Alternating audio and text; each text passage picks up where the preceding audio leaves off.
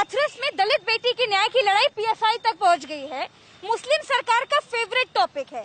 उत्तर प्रदेश में मुस्लिम किसी भी कांड में मसाला डाल देते हैं। देखिए, जब जमात में कोरोना था तब कोरोना था, उसके बाद में केसेस तो डबल ट्रिपल हुए, लेकिन कोरोना अपनी पहले वाली पहचान नहीं पा सका। और अब हाथरस में भी वही मुस्लिम एंगल आ गया है, तो अब हाथरस फेवरेट सरकारी टॉपिक बन गया है।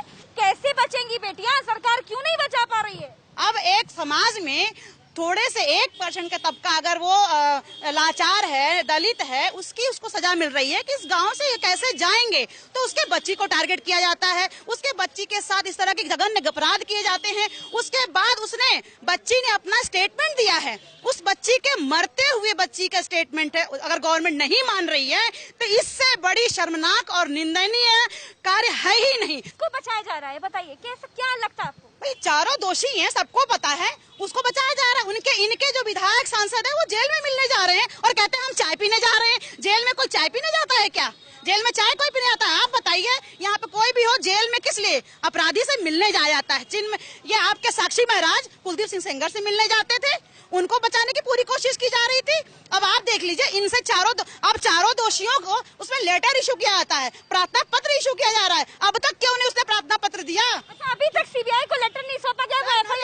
जारी मैडम, नोटिफिकेशन जब जारी सरकार करेगी तभी तो सीबीआई जांच करेगी। और राज्य की जो पुलिस होती है, जब तक सीबीआई की मदद नहीं करेगी तो सीबीआई कैसे उसको मदद मिलेगी? सीबीआई को वहाँ सारे जो डीएम इन्वॉल्व रहे उनको तो अभी तक सस्पेंड तक नहीं किया गया। सब डीएम का करामात है। आपको ही पता है कि पूरा जिले का होलसेल इंचार्ज डीएम होता है, और डीएम को कौन चलाता है? प्रमुख सचिव। और प्रमुख सचिव किसके अंडर में आता है? योगी सरकार के अंडर में आता है। तो जब सरकार ही से मिली पूरी दाल ही काली कर चुकी है, तो वो क्यों डीएम को बर्खास्त करेगी जब डीएम उनका काम कर रहा है? उत्तर प्रदेश में जब एक गरीब दलित की बेटी को पहले बलात्कार होता है, कुछ लोग इसी में वाहवाही लूट रहे हैं कि उसके साथ बलात्कार हुआ है कि नहीं हुआ है।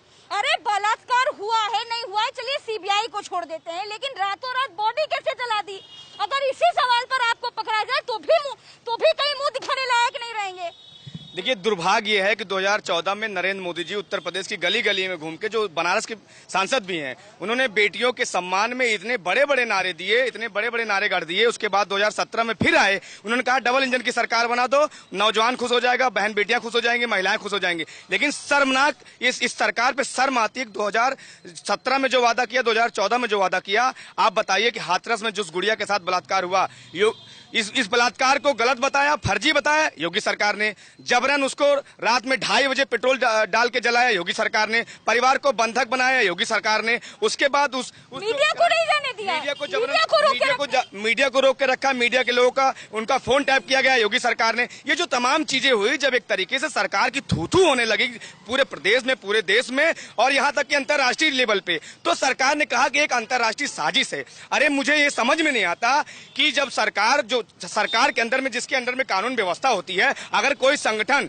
अगर कोई राजनीतिक दल, कोई संगठन अगर राष्ट्र विरोधी या कोई इस तरह की गतिविधियां कर रहा है, तो उस पर आप मुकदमा करके उसको जेल में डालो। यहाँ आप सत्ता में, देश की और राज्य की सत्ता में बैठ के आप क्या गन्ना छीलने के लिए बैठे हुए हो? आप कुछ कर नहीं सकते। किसने 100 करोड़ रुपए दे दिया, किसने 200 करोड़ रुपए दे दिया, आप क्या कर रहे हो? आप पता नहीं कर पा रहे हो। और आप कर क्या रहे हो? वाली वेबसाइट वाले भी बड़े मासूम है। उस वेबसाइट में लिखा था कि दंगा कैसे कराएं, सनस्क्रीन लगा कर जाइएगा, टोपी पहन कर जाइएगा। तो ये जो वेबसाइट बनाकर, क्या दंगा कराने से पहले वेबसाइट बनाकर जाते हैं क्या? देखिए, सीधा सवाल है। पीएफआई जो है, पीएफआई भारतीय जनता पार्टी का कहने का एक चैनल है, जो आज से नहीं मैं कह रहा हूं, 2017 से लगातार अन्य देश के कई कोनों से इस संगठन के खिलाफ जब अलग अलग तरीके से प्रपोजल गया, तो सरकार सत्ता में कौन बैठी है 2017 से? केंद्र में भी तुम्हारी सरकार है, राज्य में भी तुम्हारी सरकार है, आखिर क्यों तुम उसको बैन नहीं कर देते हो? नरेंद्र मोदी जी इस बात का जवाब दें कि पीएफआई क्या कोई अंतर्राष्ट्रीय देश विरोधी कोई गतिविधियां करता है, और अगर करता है तो जैसे सरदार वल्लभ पटेल जी, जिनको मोदी जी मानते हैं, उन्होंने आरएसएस को बैन किया था, वैसे ही आदरणीय नरेंद्र मोदी जी आरएसएस को भी बैन करें और पीएफआई को भी बैन। नाम बताइए।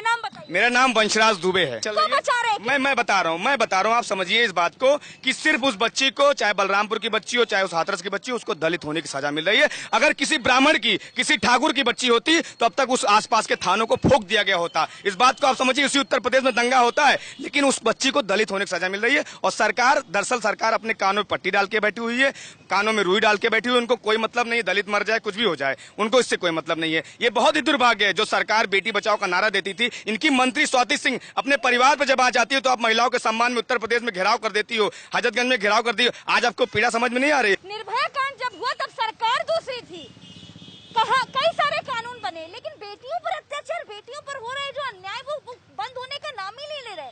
सारी सरकार एक जैसी है क्या? देखिए, सबसे बड़ा सवाल ये है कि योगी सरकार में ही, इस भाजपा की सरकार में कुलदीप सेंगर और चिन्मयानंद जैसे बलात्कारियों का बचाव करती है जो सरकार, वहाँ बताइए बेटियां कैसे सुरक्षित रहेंगी? आए दिन लगातार 4 साल की मासूम, 6 साल की मासूम बच्चियों के साथ बलात्कार हो रहे हैं, उनकी निर्मम तरीके से हत्याएं हो रही हैं, उनके सबको बिना परिवार की परमिशन के, बिना परिवार बलात्कार सिर्फ एक सरकार, इस सरकार में हो रहे हैं ऐसा कहना गलत है। नहीं, बलात्कार कई सरकारों से होते चले और अभी तक हो रहे हैं। लेकिन जब भाजपा की सरकार में कुलदीप सेंगर जैसे विधायकों को बचाया जाएगा, उनको संरक्षण दिया जाएगा, तो आप बताइए, अभी तो इस सरकार की जिम्मेदारी है। मैं हर सरकार की बात करती हूँ, बेटियों को प्राथमिकता दी जाए, उनकी सुरक्षा की जिम्मेदारी सरकार निभाए और उनको सुरक्षा प्रदान की जाए। इसके लिए ऐसा कहा जा रहा है कि कुछ लोगों की नाक न कट जाए, इसीलिए बचाया जा रहा है। देखिए, जो दलित लड़की थी, और ये सही बात है कि इसीलिए रात को 2 बजे, बताइए आप, जो हमारा हिंदू धर्म है, हमारे जो संस्कार हैं, उसमें सूर्यास्त के बाद अंतिम संस्कार नहीं होता है। और बिना परिवार की उपस्थिति के, बिना परिवार की सहमति के आपने सबका दाह संस्कार कर दिया, वो सिर्फ इसलिए क्योंकि आप अपनी नाक बचा सकें, आप अपने कुकर्मों को छिपा सकें। हाँ, तो ये जा रहा है कि वेबसाइट बनाकर दंगा भड़काने की कोशिश हो रही है, सांप्रदायिक बना रहे, जातिगत मोड़ एंगल दे रहे हैं उसको। मैडम, वो सब खाली भारतीय जनता पार्टी का एजेंडा है, बातों को घुमाने का। ये खाली लोगों को ऐसे गलत फर्जी बातें बहला के सबको बेवकूफ बनाते हैं। इनके पास और कोई एजेंडा नहीं है। डैमेज कंट्रोल करने की कोशिश किया जा रहा है क्या? जी देखिए, कहीं ना कहीं हाथरस की जो गुड़िया बहन है, वो सिर्फ उस जगह की नहीं है, वो हम सब की बहन है। और कहीं ना कहीं सिर्फ उसके साथ गलत नहीं हुआ है, इस भारत देश के साथ गलत हुआ है। और कहीं ना कहीं वो सिर्फ एक दलित परिवार की बेटी नहीं है, वो हमारी बेटी है, हमारी बहन है। और कहीं ना कहीं दलित जो समाज है, या फिर अभी आपने कहा मुस्लिमों का, तो ये सरकार जो है वो कहीं ना कहीं दलितों को लेकर, मुस्लिमों को लेकर सिर्फ एक मुद्दा बना रही है, घुमा रही है और अपने बचाव का काम कर रही है। जैसा उत्तर प्रदेश में दलितों के साथ भेदभाव होता है, ऐसा लगता है क्या? जी बिल्कुल होता है। कहीं ना कहीं लोग कहते हैं कि कुछ नहीं हो रहा है, सरकार कहती है कि दलितों को हम बहुत ऊंचे रखे हैं। आपको पता है कि कोविंद जी जो हमारे राष्ट्रपति हैं, कहीं ना कहीं ये सारी चीजें हैं, लेकिन दलितों के साथ शुरू से गलत होता चला आया है और अभी भी गलत हो रहा है। और आपने देखा हाथरस कांड को देखकर, उस दलित बेटी, अभी जैसा कि भैया ने कहा कि अगर वो ठाकुर की होती, पंडित की बहन होती, बेटी होती, तो अभी तक थाना फूंक दिया गया होता, बहुत ज्यादा कुछ हो गया होता। पर वो दुर्भाग्य है कि वो एक दलित की बेटी है। ये जो सीबीआई की जांच को लटका दिया, ये क्यों कर रहे हैं? देखिए, सीधा सा मुद्दा ये है कि बीजेपी के कार्यकर्ता, बीजेपी के जितने भी वहाँ पे सदस्य या विधायक मौजूद हैं, सभी ठाकुर, एक लाइन से सभी ठाकुर है, डीजीपी ठाकुर, एसपी ठाकुर, थानेदार ठाकुर, डीएम ठाकुर। तो वो सारे ठाकुर समाज मिलके ये बात करता है विक्टिम के परिवार से कि आप लोग अपनी एफआईआर वापस ले लीजिए, आप लोग जो है कार्रवाई ना कीजिए। और वो उन दोषियों से जाकर मिलते हैं और बोलते हैं कि आप बस डांट फटकार के बिठा दिया कि नहीं, आप लोग बैठिए, हम सारी चीज़ें संभाल लेंगे, सरकार हमारी है, हम ठाकुरों के ऊपर कोई किसी प्रकार की आंच नहीं आने देंगे। और वही मुद्दा आगे चल के ये अपने प्रोपेगेंडा में इस्तेमाल करते हैं ताकि किसान मुद्दे से भटकाया जा सके, या हाथरस के मुद्दे को खुद बीजेपी की IT सेल ट्रोल करती है। कि सांप्रदायिक दंगा भड़काने की कोशिश हो रही थी हाथरस मामले को लेकर। देखिए, सांप्रदायिक दंगा भड़काना तो बीजेपी की पुरानी आदत है। आप सभी जानते हैं कि मोदी जी किस बैकग्राउंड से निकल के आते हैं। ऐसा कहा जा रहा है कि सांप्रदायिक दंगा भड़काने की कोशिश विपक्षी कर रहे हैं। देखिए, ऐसा कोई कोशिश किसी भी प्रकार का कोई विपक्ष नहीं कर रहा है। विपक्ष बस इतना चाहता है। वेबसाइट बन गई है, वेबसाइट भी बनी। जी, मैं जानता हूँ इस चीज को, लेकिन ये सब कहने की बातें हैं। इस तरीके का कोई भी किसी का कोई ऐसा उद्देश्य नहीं है। सब यही चाहते हैं कि हाथरस की गुड़िया को इंसाफ मिले। मेरा तो बस इतना कहना है कि हाथरस की गुड़िया को लेकर PSI का एंगल जोड़ दिया गया है, 100 करोड़ की बात चल रही है, ये क्या चल रहा है? ये गवर्नमेंट का प्रोपेगेंडा है और कुछ नहीं है। इससे क्या मिलेगा? इससे क्या मिलेगा क्या मैम? देखिए, सीधी सी बात है, अपनी गलतियों को छुपाने के लिए कुछ ना कुछ तो करना पड़ता है ना। तो ये सरकार अपनी गलतियों को छुपाने का ही काम कर रही है। डबल इंजन की सरकार होने के बावजूद भी ये एक नया कानून नहीं ला सकते जिसमें 30 दिन में सजा मिल सके इन दोषियों को। कोई भी कांड उत्तर प्रदेश प्रदेश में होगा, मुस्लिम एंगल सबसे पहले देखा जाएगा, ढूंढा जाएगा, सबसे पहले दूरबीन लेकर कि इसमें मुस्लिम एंगल है कि नहीं है, तब सोचा जाएगा इसमें क्या करना है। तो ये कौन सी सोच है, कौन लोग हैं ये? देखिए, राजनीति उत्तर प्रदेश की हो या देश की हो बहुत गंदी हो चुकी है।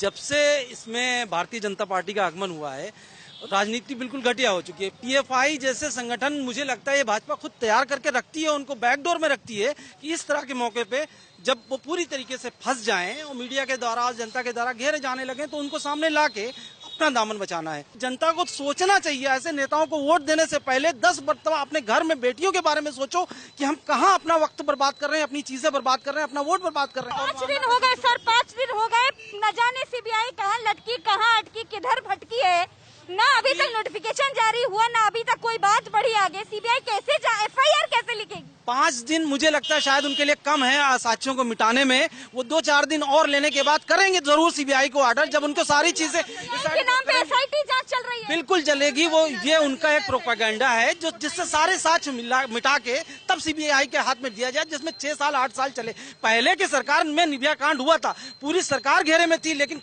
कभी इस तरह का दबाव नहीं सरकार ने झेला जिस तरह से आज की डेट में झेल। क्योंकि आप जब मिली भगत होती है तब डर होता है, मिली भगत नहीं होगी तो आप कह दोगे हाँ ठीक है करा लीजिए जांच, लेकिन इस सरकार की पूरी मिली भगत है। इनका टारगेट ही दलित हैं, मुस्लिम्स हैं और देश की जो प्रदेश की जो 94% जनता है वो इनके टारगेट है, इनका निशाने पे है। इनको तुरंत बर्खास्ती मांगनी चाहिए, नहीं तो सड़कों पे यूथ उतरेगा, जनता उतरेगी, फिर इनको भागने की जगह नहीं मिलेगी।